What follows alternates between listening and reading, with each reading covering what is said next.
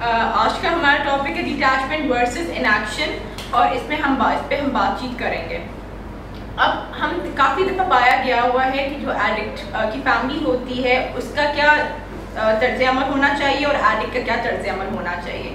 جو ایڈکٹ ہوتا ہے وہ تو اپنے آپ کے ڈوبا ہی ہوتا ہے برائیوں میں اور مشکلات میں، اور اس کی جو فیملی ہے وہ بھی پریشان ہونا شروع ہو جاتی ہے اس کے طرز عمل سے.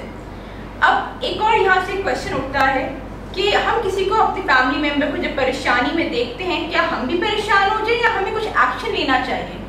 اس پہ بتایا گیا ہے وہ یہ ہے کہ جب ہم اپنے دیکھتے ہیں کسی فیملی ممبر کو پریشان ہوتے ہوئے، نہ کہ ہم پریشان ہوئیں بلکہ ہمیں ایکشن لینا چاہیے. ہمیں ہلہ بول نہیں کر دینا چاہیے، ہمیں چیخو پکار شروع نہیں کر دینی چاہیے، بلکہ اپنی سوچنے سمجھنے کی صلاحیتوں کو اپنے دار و عمل میں لانا چاہیے اور اس پہ ورک کرنا چاہیے.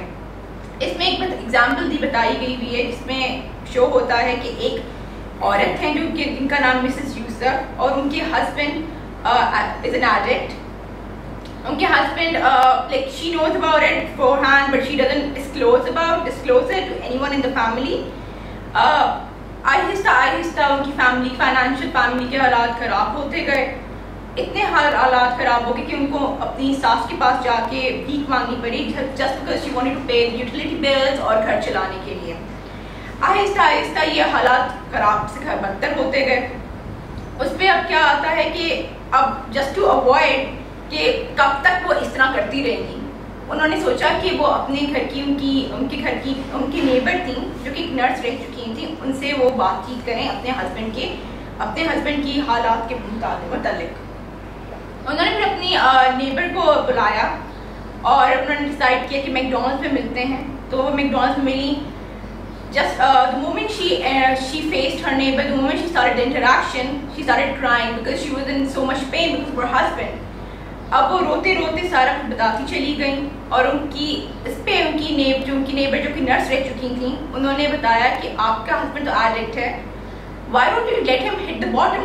Why don't you let him have the taste of his own medicine? آپ اس کو کیوں اس کو ریلائز نہیں کراتی، اس کو اپنی حالات پہ چھوڑ دیں، اس کو خود ریلائز کرنے دیں کہ وہ برے حالات پہ، اور جب اس کو ریلائز ہو جائے گا وہ خود بخود ٹھیک ہو جائے گا. آپ اس کا فکر کرنا چھوڑ دیں.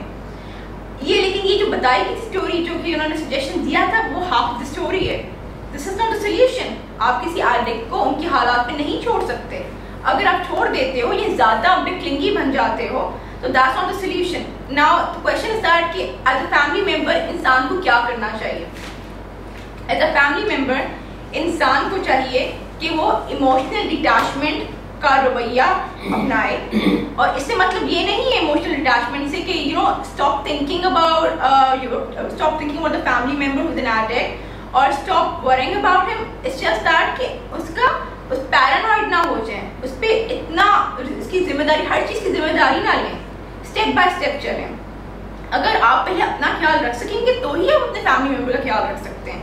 Otherwise it wouldn't work the same way. اور اس میں اپنا خیال رکھنے کی بات کیوں آتی ہے؟ وہ اس لیے آتی ہے جب تک آپ اپنا خیال نہیں رکھ سکتے، جب تک آپ اپنے لیے نہیں سوچ سکتے، تب تک آپ اپنے فیملی ممبرس کے لیے کہاں سے سوچیں گے. Healthy brains generate healthy ideas اور ہیلدی سلیوشنز. اسی سے ہی ہوتا ہے کہ ہم اپنے آپ کو جب تک صحیح دیکھیں گے، اپنے آپ کو بہتر کریں گے، ہمارے اندر سوچنے سمجھنے کی صلاحیتوں کو ہم آگے بڑھاؤ دیں گے، تبھی ہم ایڈکٹ کے بارے میں سوچ سکیں گے.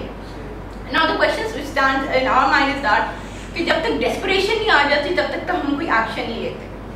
اور ہم لوگ اتنے ہیلپ لیس فیل کرتے ہیں جب ہمارا کوئی فیملی ممبر کوئی مشکلات میں مبتلا ہوتے ہیں، ہم اتنے ہیلپ لیس فیل کرتے ہیں کہ ہمیں سمجھ نہیں آ رہی ہوتی کہ ہم how to go about a situation.